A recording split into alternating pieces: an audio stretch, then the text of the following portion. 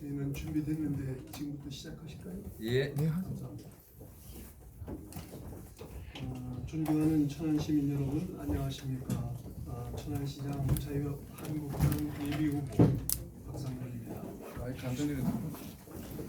저는 얼마 전 출마 선언 당시에 천안의 생각과 가치가 대한민국의 철학이 되도록 천안의 위상을 확 바꾸어 희망의 천안, 모두가 행복하고 살기 좋은 천안을 만들겠노라고 시민 여러분께 약속드렸습니다. 천안의 발전과 시민의 행복은 저희 마지막 소명이라고 말씀드릴 수 있겠습니다. 시민 모두가 자유롭고 행복한 천안, 우리 국민이라면 누구나 살고 싶어하는 천안이 바로 제가 그리는 올류 천안의 본 모습입니다.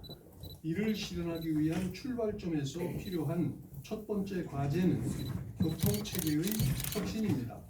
저는 지난 6.13 지방선거를 준비하면서부터 현재까지 정말 많은 시민들을 다양하게 만나면서 여러 가지 조언을 들었지만은 가장 첫머리가 바로 천안시 교통체계의 전면 개혁이었습니다. 현재 천안시의 교통체계는 과거 인구 10만 명 수준의 소도시 시절을 대하지 못하고 있습니다. 천안시 인구가 70만 명을 바라보고 있는 지금 도시의 규모를 현재의 교통 인프라가 미처 받쳐내지 못하고 있는 것입니다. 천안시 도시교통 정비 기본 및 중기계획 보고서에 따르면 천안시의 2020년 교통분담률 예측치는 승용차가 57%인데 반해 대중교통은 30.2%에 불과합니다. 서울시의 대중교통 분담률 65.6%와 비교하면 그 절반도 안 되는 수준이라고 말할 수가 있습니다. 대중교통이야말로 지방정부가 시민들께 드릴 수 있는 가장 기본적이면서도 가장 중요한 복지임에도 불구하고 이런 참담한 수치가 나온다는 것은 대중교통이 제 역할을 못 해내고 있다는 반증이 될 수 있겠습니다. 저는 천안시장 보궐선거 출마자로서 시민들께 선보이는 제1호 공약으로 스마트 교통체계 확립을 약속드리겠습니다. 첫째, 수도권 지하철과 천안 시내 버스와의 환승을 가능하도록 하겠습니다. 수도권으로 출퇴근을 하시는 직장인들과 학교를 통학하는 천안 시내 버스와 수도권 지하철과의 환승이 되질 않아서 여러 가지 불편을 겪고 있는 것을 저도 알고 우리 시민들도 잘 알고 있습니다. 한국철도공사에 따르면 하루 평균 6만 명에 육박하는 우리 시민들이 지하철을 이용하는 것으로 나타났습니다. 이는 천안 시민 10명 중 1명이 수도권에 거주하는 시민보다 연간 80만 원가량의 교통비를 더 부담하고 있다는 것을 말해줍니다. 저는 시민들이 이러한 불이익을 막고 진정한 교통복지를 실현하기 위해서 충청남도와 한국철도공사와의 협의를 통해서 수도권 지하철과 시내버스의 환승을 추진하도록 하겠습니다. 충청남도 인구 전체의 30%가 넘는 사람들이 우리 천안에 살고 있으며 지하철 1호선이 연결되어 있는 아산시 인구가 합치면 전체 도민의 절반에 육박합니다. 이에 도민들이 대중교통 복지 향상을 위해서라도 충청남도가 일정 부분 환승 비용을 지원해야 한다고 생각합니다만 여의치 않다면 우선 수도권 지하철과의 환승 문제만큼은 시 단독으로라도 먼저 추진해야 할 과제라고 저는 생각하고 있습니다. 둘째, 시내버스 준공영제의 도입을 추진하겠습니다. 천안하면 버스 문제가 떠오를 만큼 천안시 버스는 문제가 많다고들 합니다. 불친절과 난폭 운전에 대한 불만과 불평이 있고 원도심에 집중된 노선, 굴곡 노선 과다, 운행 시간이 짧고 배차 시간도 시민들이 기대에 미치지 못하는 등 여러 가지 문제가 있는 것이 사실인 것 같습니다. 옆의 판넬을 잠시 한번 보시겠습니다.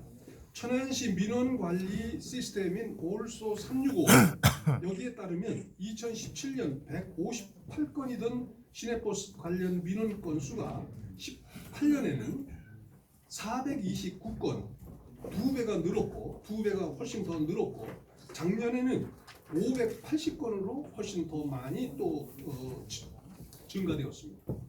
버스 차량에 치일 뻔하여 생명의 위협을 느꼈다는 그런 민원인이 있고, 버스 때문에 천안이 싫어서 이사도 생각해봐야겠다는 민원인도 글을 올렸습니다. 천안 버스가 정말 질린다는 그런 민원인 등 시내버스의 질 낮은 서비스에 불편을 토로하는 시민들이 참 많습니다. 버스 타는 시민들은 대개 일반 서민들이거든요. 그런 점을 고려할 때 참 가슴이 아프고요. 다시 옆의 판례를 잠시 보겠습니다. 천안시의 1번 버스 노선과 3번 버스 노선을 표시를 했는데요. 딱 봐도 한마디로 정상적인 버스 노선이 아니라는 것을 알 수가 있습니다. 쌍용동에서 두정동까지 직선으로 8분이면 가는 거리를 버스를 통해서 가면 노선 탓인지 30분 정도를 돌아서 가게 돼 있어요. 38에 24인데 48, 32고 한 4배 정도 시간이 걸리는 거예요. 직선거리로 이 노선을 직선으로 뚫었다면은 8분이면 가는 거리를 뭐 거의 4배의 시간을 소요해서 갈 수밖에 없는 그런 식이 되는 거죠. 천안이 주거지구 형성에 맞춰서 발생하는 수요를 노선 개편 없이 기존 노선을 주먹구구식으로 연장했기 때문에 이런 기형적인 노선이 만들어졌다고 봅니다. 거기에 버스 차량의 노후화도 심각합니다. 녹물을 뚝뚝 떨어뜨리며 운행하는 버스가 있는가 하면 툭하면 시동이 꺼지는 버스, 이제 개선해야 합니다. 먼저 시내버스 간선과 지선 체계를 도입해서 빅데이터 기술을 이용한 과학적인 분석을 토대로 합리적인 시내버스 노선을 구축하겠습니다. 꾸불꾸불한 노선을 직선으로 쭉 펴고 위의 노선을 지선이나 마을버스 환승으로 변경해서 보다 빨리 목적지에 도달할 수 있도록 하겠습니다. 쌍용대로, 불당대로, 남부대로 등 천안시 외곽과 시내 중심도로를 간선버스로 운행하고 좁은 도로, 골목길, 우회도로 등은 지선버스나 마을버스를 도입해서 운행할 수 있도록 하겠습니다. 운수종사자에 대한 처우를 개선해서 불친절 문제를 해소하며 과도한 운행 부담에 따른 난폭운전과 사고율을 줄이겠습니다. 낡은 버스는 교체하고 절대 숫자가 부족한 차량은 추가 구입 등을 통해서 배차 간격과 운행 시간을 조정하도록 하겠습니다. 현재 충청남도에서도 버스 준공영제 도입을 검토하고 있는 것으로 알고 있습니다. 시의 재정 상태를 고려해서 도의 지원액이 적정하다고 판단되면 준공영제를 더 이상 미루지 않겠습니다. 셋째는 중앙버스 전용 차로제를 도입하겠습니다. 천안 시내버스는 버스 운영 체계의 문제뿐 아니라 버스가 다닐 도로 사정이 마땅치 않다는 점도 큰 문제입니다. 특히 주요 도로는 러시아워에 수많은 차가 뒤섞여서 주차장을 방불케 하고 있습니다. 이러한 도로 사정에 버스는 정해진 시간에 오기가 정말 어려울 뿐더러 버스를 타건 자가용을 타건 제 시간에 목적지로 가는 것이 거의 불가능에 가깝습니다. 이런 문제를 해결할 수 있는 것은 중앙버스 전용 차로제 도입이라고 판단합니다. 중앙버스 전용 차로제는 버스의 중앙차로 통행 우선권을 부여해서 버스를 다른 교통수단과 분리하는 제도를 말합니다. 이 제도가 시행된다면 커다란 버스가 차로를 넘나들며 교통체증을 유발하는 일이 더 이상은 없을 것입니다. 또한 버스가 통행 우위를 보장받음으로써 버스의 정시성이 확보되어 이용객들이 하염없이 기다리는 일이 없어질 것입니다. 우선적으로 현재 출퇴근 시간 교통체증이 문제가 되고 있는 신부동 터미널 앞 만남로와 천안시청 앞 불당대로 등에서 중앙버스 전용 차로제를 시행해서 시민 여러분께서 편안하게 대중교통을 이용하실 수 있도록 하겠습니다. 넷째는 심야버스를 운행하겠습니다. 요즘은 옛날과 달리 밤에 활동하시는 분들이 참 많습니다. 일 관련해서나 학업 때문이나 혹은 친구 만나기 위해서도 그렇습니다. 이렇게 밤에 활동하시는 분들께 10시 정도는 사실 초저녁에 불과하죠. 하지만 천안이 버스는 다른 시에 비해서, 다른 도시에 비해서 그 첫차 시간은 늦고 막차 시간은 매우 빠른 편입니다. 첫 차가 평택시 50번의 경우에는 아침 새벽 4시 50분에 출발을 하고 오고, 청주시 502번은 5시 20분, 6시 등 6시 이전에 출발하는 반면에 천안시의 가장 빠른 첫차는 6시입니다. 막차의 경우에 안성시 70번은 밤 12시고 이천시 6번은 밤 12시 5분, 청주시 747번은 12시 35분 등 자정이 넘게 운행함에도 천안시는 대부분 오후 10시면 버스가 끊깁니다. 그렇게 끊기기 시작해서 11시 이전에는 모든 버스가 종료가 됩니다. 천안 지역에 정차하는 지하철도 12시까지 운행을 하는데 버스가 10시 반에 끊긴다면 지하철을 내려서도 대중교통이 없으니까 집으로 돌아가는 데 여러 가지 문제를 유발하게 되죠. 천안시에는 야간 버스가 그래서 필요하게 됩니다. 현재 천안시에는 마중버스라는 시스템이 운영되고 있습니다. 지금은 대중교통 소외 지역을 위해서 운행되고 있습니다만은 이 버스를 야간 운행을 위한 버스로도 활용하겠습니다. 옆에 판넬 보시면 이렇게 빅데이터로 그 야간 유동 인구가 많은 지역을 분석을 해놨습니다. 그러나 이건 또 다시 한번 저희가 이 기획팀에서 이렇게 빅데이터 분석을 통해서 이렇게 파악을 해놨습니다만 앞으로 만일 시작이 된다면 이런 부분에 대해서는 좀 더 깊이 있는 그런 분석을 통하면 얼마든지 이 유동인구가 빈번하게 발생되는 지점을 도출해낼 수가 있습니다. 그렇기 때문에 그런 지역을 중심으로 해서 야간 그 주요 활동 지역을 중심으로 이 지점과 천안 시내 지하철역 중심으로 합리적인 노선을 산출해서 심야버스를 운행해 나가도록 하겠습니다. 다섯째, 수도권 전철을 독립기념관까지 연장할 수 있도록 적극 추진하겠습니다. 이 부분에 대해서는 과거 여러분들이 문제 제기를 해놓은 상태이기도 하지만 명분이 충분하다고 봅니다. 독립기념관은 국민 성금에 의해서 1987년 건립된 이후 현재까지 국민 4,900만 명이 방문했으나 접근성이 떨어져서 해마다 관람객이 줄고 있습니다. 독립기념관 활성화를 위해서 대중교통 인프라를 확충하는 등 접근성 개선이 필요합니다. 수도권에서 독립기념관까지의 방역교통망 구축은 독립기념관을 활성화하는 동시에 국내 유일히 대한민국 독립 성지에 대한 대중교통망을 통해서 수도 서울과 연결시킨다는 그런 그 상징성도 기대해 볼 수 있을 것입니다. 여섯째, 천안역 KTX 정차를 추진하겠습니다. 현재 천안역에는 서울과 부산을 오가는 KTX가 월요일부터 목요일엔 8번, 금요일엔 10회, 주말에 12회가 미정차로 정차하지 않고 그냥 그대로 통과하고 있습니다. 이런 사실을 아는 사람도 많지 않습니다. 여기 충남신문의 그 정국장님께서 이런 문제를 사실은 언론인들께서도 많은 분들이 이런 문제를 제기하지만 특히 정국장님이 직접 저한테 문제 제기하셨는데 매우 저도 부끄럽게 생각하고 이런 문제에 대해서는 정말 관언이 함께 이렇게 목소리를 합쳐서 한다면 얼마든지 그게 불가능하지 않다. 이렇게 생각을 합니다. 우리 이 지역에서 이번에 4.15 총선을 통해서 당선되는 국회의원과 시와 그리고 언론이 함께 노력한다면 왜 우리 지역을 그대로 바이패스 하는 그 KTX가 열차가 그렇게 많이 있도록 방치하느냐 이런 점에서 우리는 그동안 무심했던 거에 대해서 저 자신 크게 반성하며 이것을 꼭 관철할 수 있도록 노력하고 있습니다.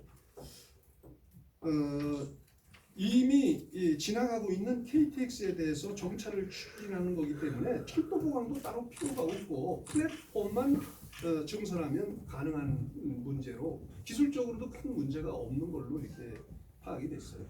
시민들이 생활권과 밀접한 위치에 있는 천안역에 KTX 정차를 추진하여 수도권 및 기타 지역의 접근성을 높이고 정체된 천안역 인근 상권에도 활기를 불어넣을 수 있는 계기가 될 것입니다.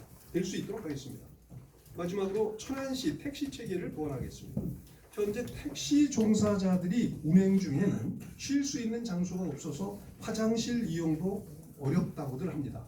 피로 및 과로를 방지하고 친절하고 안전한 교통문화 정착을 위해서 현재 2곳뿐인 택시 쉼터를 우선 2~3개소 증설하도록 하겠습니다.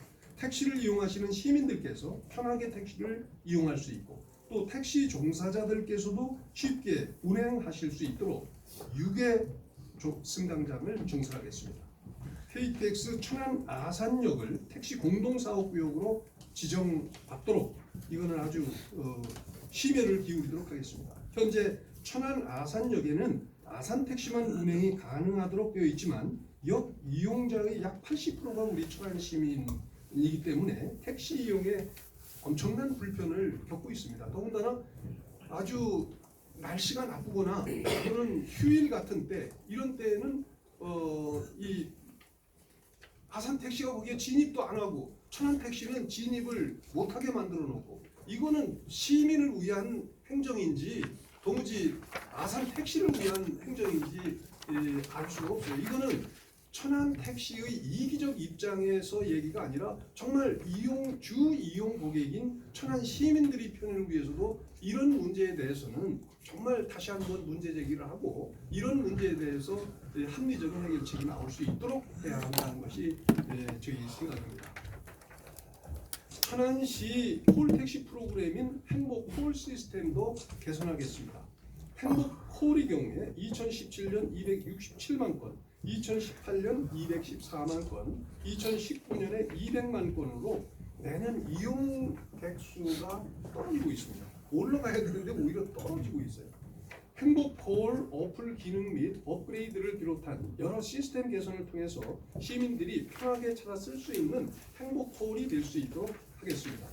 존경하는 천안 시민 여러분, 그리고 지역사회를 위해서 정론지필의 자세로 항상 노력해 주시는 언론인 여러분, 천안시의 새로운 스마트 교통체계의 근본 방향은 시민이 발인 대중교통의 혁신과 전국 철도 전철망 추가 구축을 통한 쾌적한 교통환경 조성이라고 생각합니다.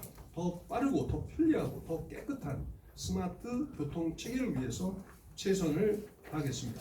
앞으로도 제가 말씀드릴 올류 천안을 위한 공약들에 대해서 언론인 여러분들이 깊은 관심을 부탁드립니다. 이상으로 천안시장 보궐선거 예비 후보로서 첫 번째 공약 발표를 마치겠습니다. 감사합니다.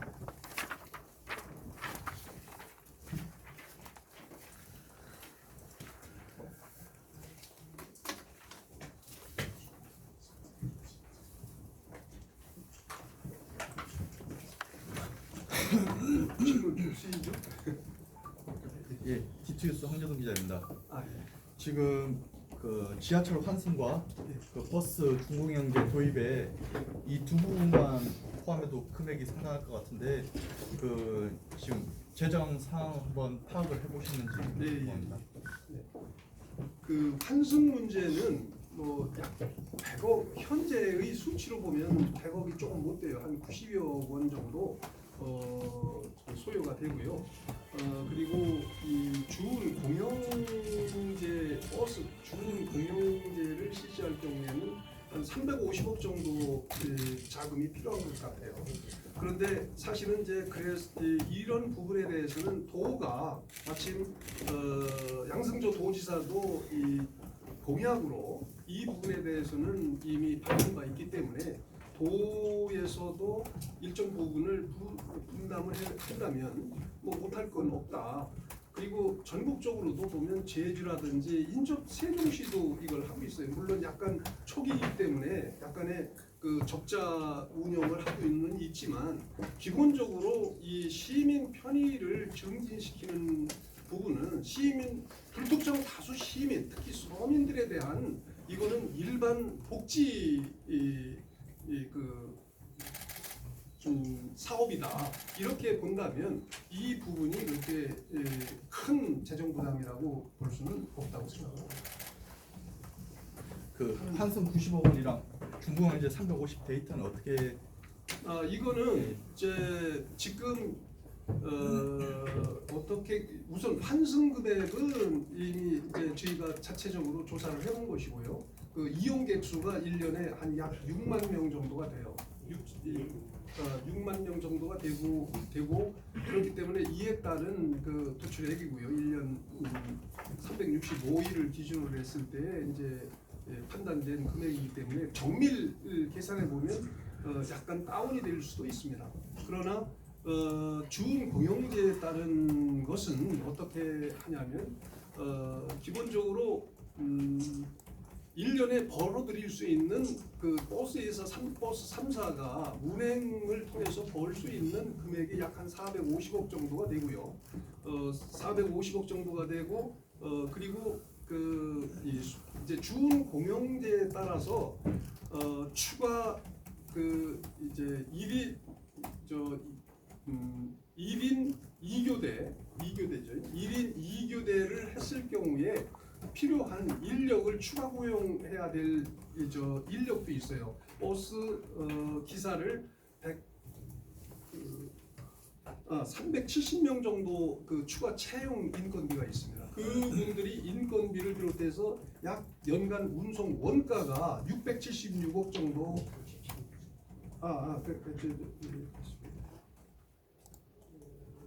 아니 676억 정도가 운송 원가인데 연간 수익금은 485억 정도가 돼요. 그래서 그것을 이제 빼고 다시 추가 채용 인건비를 가산했을 경우에 그 실제 소요되는 금액은 355억 정도라고 그러지만 이게 자체적 계산에서 자체적으로 계산을 해본 거예요. 저희가 추산을 해본 거예요. 그런데 거기에 말하자면 그러나 지금 여기서 감안을 해줘야 될 것이 도도 이 공약을 이미 내걸었단 말이에요. 도는 시군이 이런 그 준공영제에 호응을 해올 경우에는 도도 어깨가 가벼워지잖아요. 그렇다면 도가 일부를 부담하고 시가 부담한다면 이 문제에 대해서는 충분히 한번 도전해 볼 수 있다 이런 얘기가 되는 것입니다. 그래서 이거는 시민들의 편의를 위해서 좀 해야 되는 것이지 이것저것 불리한 조건만 너무 따지다 보면 이건 영원히 해결하기가 힘든 과제 중 하나였죠. 그리고 또 이제 운전 기사들의 입장과 시민들의 입장 그리고 버스 운영자의 입장이 약간씩은 차이가 있을 거예요. 그런 부분은 조율하면서 합리적으로 문제를 해결해 나가야 된다는 것이 제 생각입니다. 네, 또 다른 질문. 네. 순서부터 이대범 기자인데요. 그 아까 환승 문제 말씀하셨는데 예전부터 많이 논의가 거론이 됐던 문제거든요. 근데 이제 지하철 환승하는 가장 큰 고객들이 대학생들이에요. 천안에 있는 수도권에 살고 천안에 오는 학교를 위해서 오는 학생들을 위해서 지원을 하는 게 적절하느냐 그런 논란들이 계속 있었어요. 이 부분은 어떻게 생각하시는지? 여기에 12개 대학에 다니는 학생 숫자가 상당히 많죠. 그 학생 수는 거의 한 8만 명 가까이 되는 걸로 저는 알고 있는데요. 그 학생들은 잠재적으로 우리 천안시에 엄청난 영향을 끼칠 만한 그런 숫자라고 생각을 해요. 그래서 여기에 혹시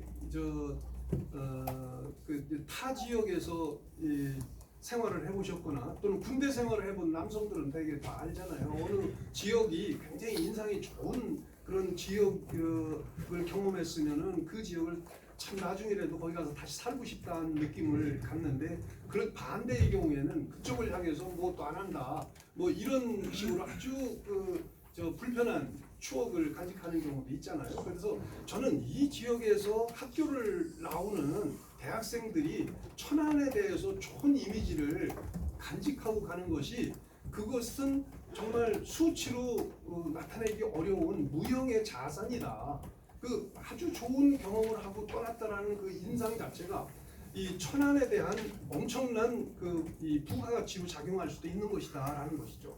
그렇기 때문에 그들이 그 수도권 아이들이라고 해서 무조건 그걸 이 과소평가할 수는 없는 거다. 왜 그러냐면 수도권의 모든 거의 대부분의 도시가 환승제도를 다 하고 있어요. 그 환승제도를 채택하고 해서 불편이 없도록 하고 있는데 심지어 안산 같은 데도 다 하잖아요. 안산까지 그 수도권 전철이 거기까지 운행을 하고 있거든요. 안산 도시가 사실 80년대 중반에 신설된 도시입니다. 그런데 지금 인구가 80만이 넘잖아요. 그런데 그런 도시에도 이 수도권 전철에 들어가는 버스와 이 전철을 환승할 수 있는 아주 편리한 시스템을 벌써 오래전서부터 채택을 하고 있고 거의 수도권 도시는 거의 다 이루고 있어요. 근데 바로 수도권 경계를 넘어선 천안은 이런 게 되어 있지 않습니다. 이 충남의 수부 도시인데도 불구하고요. 그래서 이런 문제에 대해서 물론 부담이 안 된다고 얘기하는 건 아닙니다. 그러나 비중을 생각해 볼 때 우리가 부담을 감내할 수준이 되는가 이걸 판단해서 가능하다면 이런 부분은 전향적으로 이렇게 정책을 결정하는 것이 옳지 않을까 생각합니다. 중부매일 유창민 네. 기자인데요. 네. 그 KTX 천안아산역 택시 공동 사업구역은요. 예. 한 10여 년 전부터 침대평 지사 때부터 해결하지 못했던 사안이거든요. 누구나 정치인들은 한 번쯤 해결해 보고 싶다라고 얘기는 다들 하시는데 그럼 후보님이 가지시고 있는 전략 전술이 있다라면 좀 소개 좀 해주시죠. 저는 그때도 현역 국회의원 하면서 이 부분에 대해서 굉장히 말하자면 분노도 해보고 해결책을 위해서 제가 천안 택시 지부장을 직접 권교부 장관하고 서울 시내에서 독대도 제가 주선해서 1시간 이상 독대도 시켜보기도 하고 여러 가지 방향으로 문제 해결을 모색했던 사람입니다. 제가. 근데 저 부분은 말이 되질 않아요. 지금 이 천안 아산역 플랫폼만 행정구역이 아산이지 바로 벗어나면 천안이지 않습니까? 방송 자가용을 타고 가면은 멘트가 그냥 수시로 바뀌는 지역이 저 지점이거든요. 그래서 저 지역을 독점적으로 아산이다라고 얘기하는 거는 사실 그건 어불성설이고 사실상 저 지역은 공유 지역으로 하는 게 옳다고 생각합니다. 그래서 원래는 시군 자치단체의 의견이 엇갈릴 때 이거를 결정은 도지사가 하는 것이 옳습니다. 다만 이 도지사들이 소신껏 이걸 결정을 못하고 자꾸 주저하기 때문에 제가 그러면 중앙 차원에서라도 이걸 좀 해결을 할 수 있지 않겠나, 그걸 모색하기 위해서 그 당시 권교부 장관하고 제가 이 택시 책임자들하고 이렇게 미팅도 주선하고 여러 가지 했는데요. 결국은 그 당시에는 이제 약간의 견해 차이가 있어서 천안 택시 측에서도 그렇고 아산 택시도 그렇고 이 견해 차이로 이 대화가 단절이 됐었어요. 근데 지금 가만히 그 이후에도 그랬던 적이 때문에 꾸준히 그 현장을 확인해 보니까 아까 말씀드린 대로 기후가 불리하다든지 이 새벽이라든지 심야라든지 이런 데에는 택시가 없어. 택시 잡으려고 그러면 굉장히 고통을 받습니다. 열차는 밤 12시 가까이 이렇게 운행이 되는데 택시가 안 오니까 그러면 거기서 걸어서 그냥 시내까지 걸어와야 되는 경우도 빈번하다는 거죠. 이거는 저는 제가 만일 시장이 된다면은 정말 이건 심도 있는 용역을 통해서 데이터를 확보한 후에 이 부분에 대해서는 정말 책임지고 그 해결을 제가 촉구하고 관철할 어느 정도 자신도 있습니다. 그러니까 불편하고 이게 그 정책 결정에 달려 있는 거예요. 알고 있는데 그럼 아산을 어떻게 설득할 것이냐. 그러니까 그거를 지금 일방적으로 제가 설득 방안까지 지금 얘기를 하는 거는 제가 보기에는 그거는 우리 이 전략을 다 노출해놓고 얘기하는 거니까 그거는 안 되죠. 그건 좀 기다려 보시면 어쨌든 그거를 진입할 수 있도록 하겠다라는 그런 의지를 그냥 청작을 해주시면 좋을 것 같아요. 그 협상이라는 건 양측의 전략이 있는 거고 서로 또 최종적으로는 서로가 손해나지 않는 그 협상을 통해서 결론을 내는 건 상식 아닙니까? 근데 그걸 미리 노출시킬 수는 없죠. 네, 제게 세계부 금융부입니다. 다른 질문 하나 드리는데요. 지난달 28일 날 우한 교민들이 천안에 온다고 했을 때 우리 지역은 안 된다고 반대를 하셨어요. 이와 관련해서 시민들의 입장에서 환영할 리 없지만 불안하겠죠. 네.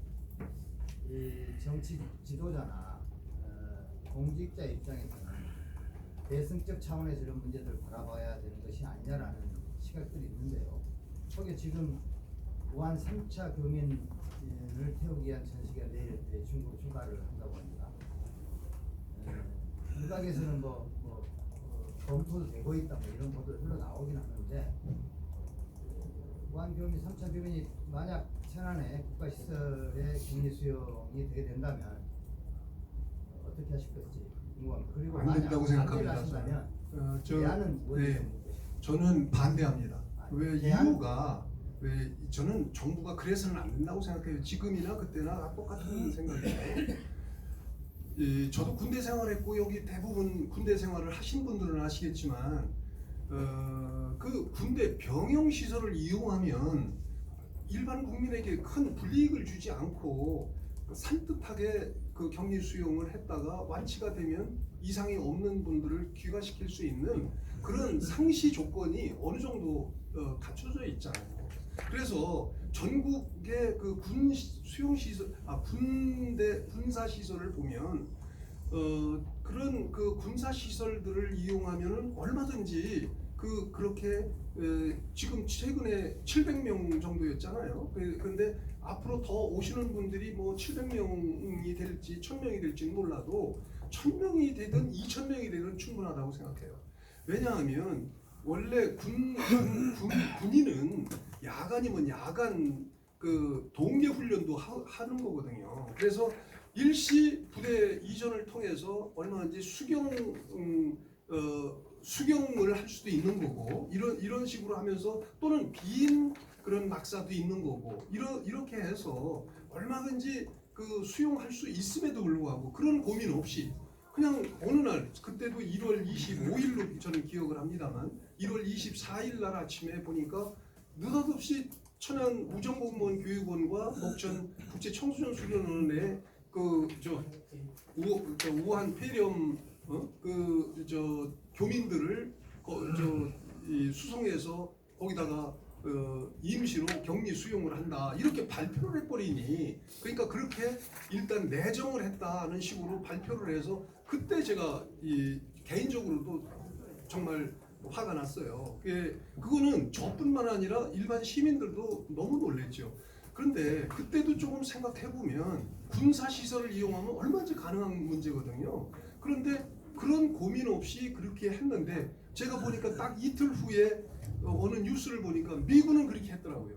미국 사람들은 공군 그 경납고에 공군 부대의 경납고에다가 격리 수용을 했다가 이상이 없을 경우에 귀가 조치를 시켰어요. 우리는 왜 그걸 못합니까? 우리는 더 밀집된 여러 군사시설이 있고 그 중에 몇 군데만 비워놓으면 얼마든지 가능한 문제인데 아니 도대체 우정공무원 교육원이 바로 그 코앞이 바로 일반 주거시설뿐만 아니라 이 음식점들이 전부 즐비하잖아요. 그 유량동이라는 데가. 그러면 그 우정공무원 교육원에 격리 수용돼서 거기에서 확진자가 나오든 안 나오든 그걸 떠나서 바로 코앞에 일반 음식점을 비롯한 주거시설이 너무나 아주 근접돼 있기 때문에 정말 천안 지역이 요식업계 그러잖아도 시원찮은 지금 상황에서 이게